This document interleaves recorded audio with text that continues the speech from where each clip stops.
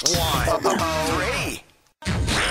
Hot 103. We are The Weekend. This is Winnipeg's #1 hit music station. Hot 103. Winnipeg's #1 hit music station, Hot 103. You are back on the Big Marv Show. It's Father's Day, and I wanted to share one of my favorite stories about my dad. One of the things me and my dad have in common is just that we always find ourselves in such goofy situations. And I'll take you back to my parents' 25th anniversary.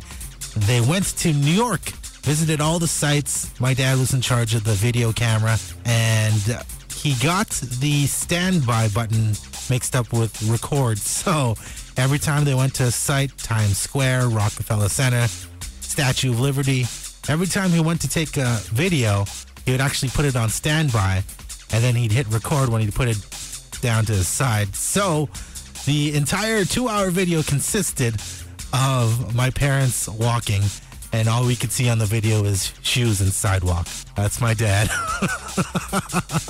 I love you, Dad. Happy Father's Day. Keep your Father's Day shout-outs coming.